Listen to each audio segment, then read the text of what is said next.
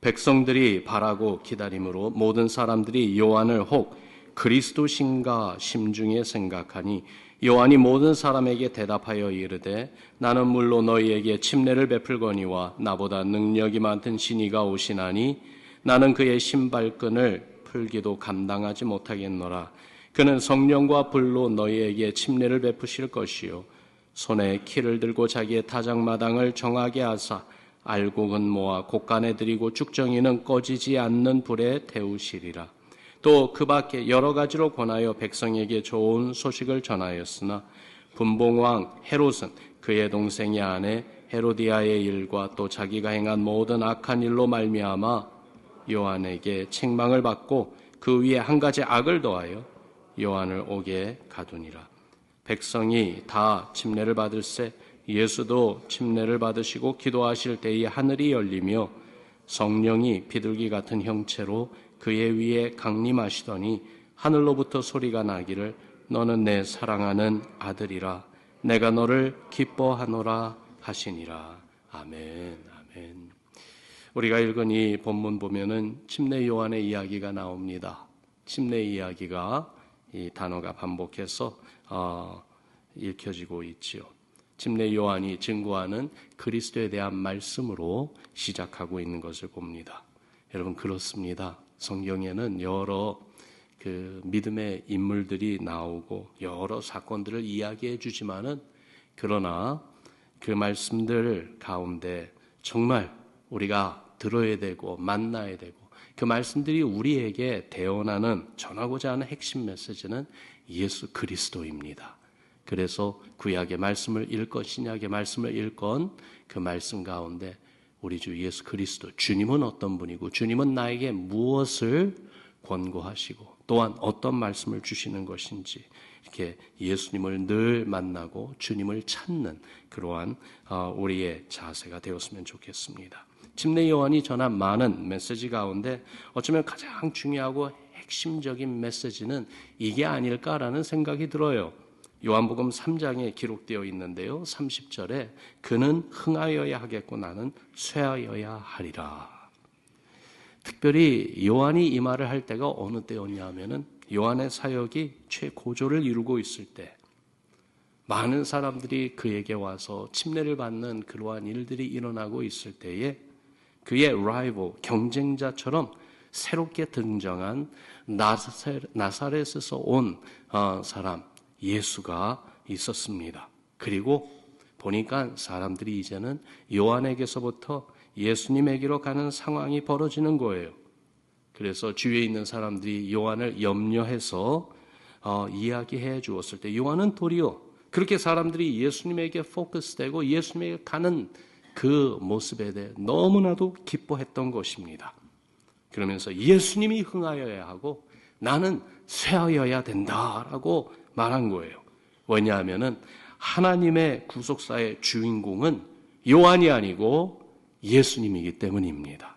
그 누구도 무엇도 예수님보다 앞서는 자리에 있어서는 안 된다는 것이죠. 이런 요한을 주님이 높이 인정해 주셨어요. 마태복음 11장에 나오는 말씀 보니까 내가 진실로 너에게 말하노니 여자가 낳은 자 중에 침례 요한보다 큰 이가 일어남이 없도다라고 예수님께서 말씀해 주셨어요. 주님 앞에서 자기의 위치를 분명히 알고 주님을 위해서라면은 자신을 더욱 낮추기를 그리고 더욱더 낮추기를 기뻐했던 요한. 우리가 그런 침례 요한에게서 배울 신앙의 자세가 있지 않겠습니까? 우리가 주님의 일을 한다고 하고 선한 일을 할 때에도 항상 우리 주 예수 그리스도 주님만을 앞세우고 주님만을 높이고 나 자신은 더욱더 낮아지고 나 자신은 오히려 주의 십자가 그늘 밑에 조용히 가만히 있기를 좋아하는 그러한 겸손함, 그러한 정말로 참된 신앙으로 하나님의 기쁨이 되면 좋겠습니다. 그 침례 요한이 예수님을 증거합니다. 16절, 17절에 보니까 나는 물로 너에게 침례를 베풀거니와 나보다 능력이 많으신 이가 오시나니 나는 그의 신발끈을 풀기도 감당하지 못하겠노라. 그는 성령과 불로 너에게 침례를 베푸실 것이요 손에 키를 들고 자기의 타작마당을 정하게 하사 알곡은 모아 곡간에 들이고 쭉정이는 꺼지지 않는 불에 태우시리라. 한없이 높고 존귀하신 주님, 능력이 많으신 예수님이요 성령과 불로 침례를 주실 것이라고 했습니다. 무슨 말이냐면요, 주님께서 주시는 그 하늘의 은총과 놀라운 복은 하나님의 강한 임재와 하나님의 권능을 가리킵니다. 성령으로 침례를 주실 것이다. 하나님의 그 강하게 우리에게 오셔서 우리 마음에 임하시는 그것을, 그 은혜, 그 기쁨, 그 감격, 그 영광을 주실 것이고 불로 침례를 주실 것이다. 여러분, 불하면은요 에너지입니다. 불하면은요 힘입니다. 하늘의 권능으로 우리에게 채우신다는 말씀이에요. 그러면서 분별하고 심판하는 권세를 가지고 구원할 자를 구원하시고 쭉정이, 즉 허위와 위선으로 끝까지 회개하지 않는 죄인들은 멸하실 것이라고 한 것입니다. 여러분, 요한의 메시지를 어떻게 생각합니까? 동전에 양면이 있듯이 이 한 메시지 안에는요 소망과 위로뿐 아니라 무서운 심판의 경고가 동시에 있는 메시지입니다. 참된 회개로 오는, 정말 그렇게 예수님을 사모하고 맞이하는 분들에게는요 주님이 베풀어 주시는 그 구원의 은혜를 바라보면서 이 말씀 가운데, 요한의 이 메시지 가운데 오실 주님을 더욱더 사모하고 그 가운데 받는 위로와 또한 힘이 되는 메시지가 분명히 있습니다. 그러나 회개하지 않는 쭉정이 같은 종교인들에게는요 무서운 경고이고 곧 임박한 심판과 멸망을 예고하는 메시지인 것입니다. 그래서 요한의 메시지를 기쁨으로 받는 사람들도 있었지만은 요한이 전하는 이 예수님에 대한 선포가 사람들의 마음을 거북하게 하고요 오히려 반감을 갖게 하기도 했습니다. 특히 요한이 전하는 진리, 그 트루스로 인해서 자기 죄악이 완전히 드러난 분봉왕 헤롯은요 회개의 길을 선택한 것이 아니라 오히려 메시지를 거부하고 그 메시지를 전하는 요한을 옥에 가두는 행패를 부리기도 했어요. 그런 가운데서도 끝까지 하나님의 부르심 앞에 순종하며 자기 뒤에 오시는 예수님을 전하고 주님을 위하여 자신을 겸손히 낮추며 진리의 말씀을 전한 요한, 끝에는 순교하게 되지만은 그러나 하나님 앞에 큰 자로 인정받는 믿음의 거장이 된 것을 우리가 압니다. 여러분, 우리도 침례 요한이 보여주는 이 신앙을 본받기를 바랍니다. 예수님을 전하기를 좋아하고 예수님 전하기를 힘쓰며 겸손함과 신실함으로 주께서 주신 사명을 끝까지 감당하는 여러분과 저가 되기를 바랍니다.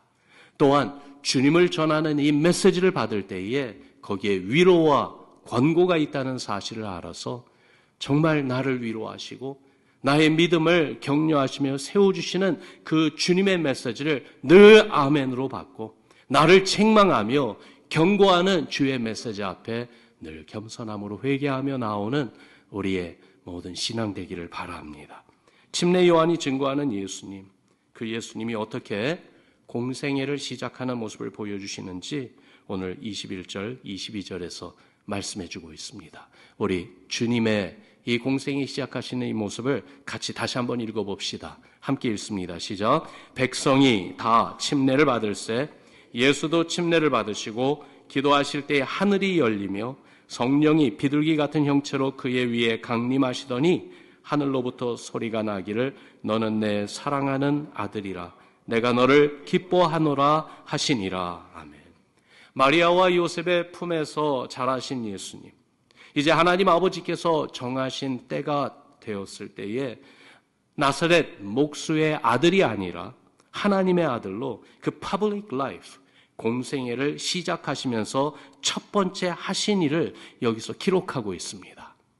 앞부분에 보니까 백성이 다 받는 동일한 침례를 받으셨다 말씀하고 있습니다. 여러분, 우리가 읽고 그냥 지나갈 수 있는 부분이지만은 예수님이 받으신 침례는 어떤 의미인가? 예수님은 왜 이 침례를 받으셨는가? 바로 그 내용을 생각해 봐야 되겠어요. 백성이 받는 침례를 받으셨다고 그랬어요. 요한이 베푸는 침례였습니다. 어떤 침례요? 죄인이 하나님 앞에 회개하며 받는 회개의 침례였습니다. 그 침례를 예수님도 받으셨다는 거예요. 죄가 하나도 없는 그분이 죄인이 받아야 하는 회개의 침례를 받으셨습니다. 왜 그러셨을까요? 죄인과 당신을 아이덴티파이 하시기 위해서. 그래서 죄인이 받아야 할 죄의 대가, 생명을 내놓는 죽음을 당신이 감당하시겠다고 예수님이 침례를 받으신 것입니다. 바로 이 일을 위해서 하나님의 아들이 하늘의 보좌를 뒤로 두고 사람으로 이 세상에 오신 것 아닙니까? 그러면 이 같은 사건을 기록하고 있는 마태복음과 마가복음과는 달리 예수님이 침례를 받으시고 한 가지 하셨다는데 여기에 하이라이트를 하고 있어요. 예수님이 침례를 받으시고 기도하셨다라고 말씀하고 있습니다. 그리고 주님이 침례를 받고 기도하실 때에 거기에 일어난 사건을 기록하기를 하늘이 열리고 성령이 임하고 하나님 아버지의 음성이 들리게 되는 응답을 가져옴을 말해주고 있습니다. 예수님의 공생애, public life, 예수님이 모든 사람 눈앞에 보이는 가운데 하나님의 일을 하시기 시작한 공적인 사역이 이렇게 시작이 됐습니다. 다시 말씀드리죠. 예수님이 받으신 침례, 바로 여러분과 저와 같은 죄인이 받아야 할 회개의 침례를 주께서 친히 받으시고는 기도하셨습니다. 그때에 하나님의 응답이 온 것입니다. 하늘이 열리고 성령이 강림하시고 하나님의 음성이 들렸습니다. 성부, 성자, 성령 하나님, 성삼위일체 되시는 하나님을 한 장소에서 동시에 보여주는 사건이 일어난 겁니다. 그러면서 예수님의 공생의 시작이 이렇게 침례와 기도로 시작하셨다는 것이 주는 의미가 너무나도 중요합니다. 주님이 받으신 침례는 당신의 죄를 씻기 위한 것이 아니라 죄인을 구원하기 위하여 죄인의 자리까지 오신 주님의 낮아지심이고 죄인을 대신하여 죽어야 하는 그 아버지의 뜻에 순종하는 침례였던 것입니다. 그래서 예수님의 침례는요, 그 안에 담긴 의미가 겸손과 순종이에요. 아버지의 뜻에 당신 자신을 낮추시며 순종하신 이 순종. 주님이 우리를 구원해 주기 위해 받으신 이 침례인데 오늘날 우리가 받는 침례가 바로 그 내용이 아닐까요? 예수님 밖에는 나를 구원해 줄 분이 없다는 것을 고백하면서 주 앞에 전적으로 우리의 죄를 회개하며 낮아지기를 내가 그리스도와 함께 죽고 내가 그리스도와 함께 살아서 이제부터는 주께 순종하는 그 신앙으로 살겠다는 결단과 선언으로 하는 신앙 행동 말입니다. 여러분, 그게 바로 침례입니다.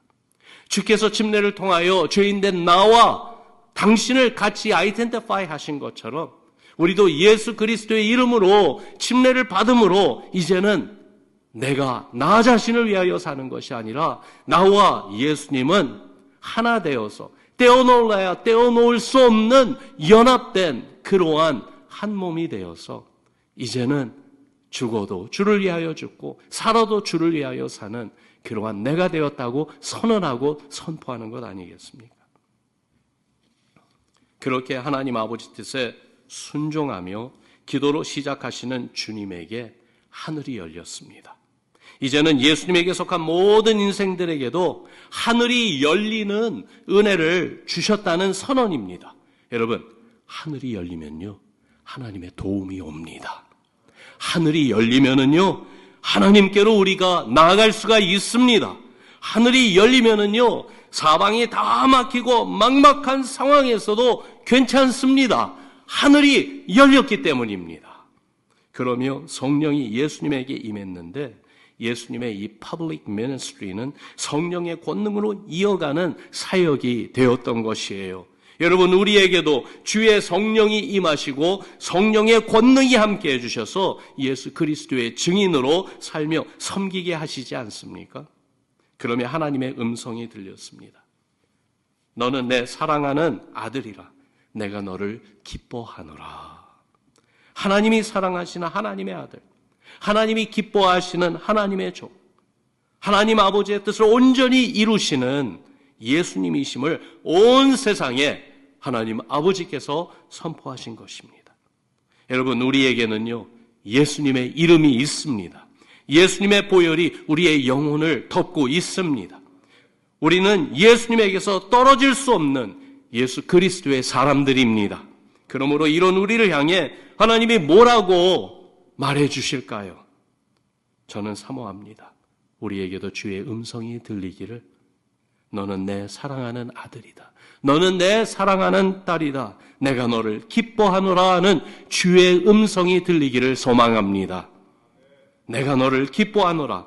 누구에게 이 말씀을 해 주실까요? 주의 뜻에 순종해서 더욱 겸손해지고 더욱 그리스도를 드러내고 증거하며 더욱 주의 영광을 위해 부르신 소명 따라 끝까지 믿음을 지키고 살아가는 성도가 아닐까요? 사랑하는 성도 여러분, 우리가 그러한 하나님의 자녀 되기를 주님의 이름으로 축원합니다. 침례 요한이 그리스도를 높이고 기뻐하고 즐거워했듯이 더욱더 중요하게는 예수님이 당신 자신을 낮추시고 하나님 아버지 뜻에 전적으로 순종하고 기도하셨듯이 그런 주님의 모습이 나에게 있고 여러분에게 있고 우리 모두에게 있어 우리 교회가 바로 주님이 기뻐하시는 주님의 교회 되기를 주의 이름으로 축원합니다. 내가 너를 기뻐하노라. 오늘도 저는 이 음성을 듣기를 소원합니다. 매일 아침마다 동력에서 떠오르는 아침 햇살이 닿는 그것을 느낄 때에 그것이 하나님께서 나에게, 우리에게 선포하시는 내가 너를 기뻐하노라. 내가 너를 기뻐하노라. 너는 내 기쁨이다 말씀하시는 그러한 메시지로 와 닿았으면 좋겠습니다. 그 확신으로 주를 위해 새날을 시작하고 그렇게 주를 섬기는 믿음의 발걸음을 내딛는 여러분과 저, 우리 교회 되어서 이 시대에 하나님의 기쁨을 전해주고 하나님의 기쁨을 온 세상에 선포하는 우리 모두 되기를 주님의 이름으로 축원합니다. 우리 이 시간 같이 기도합시다.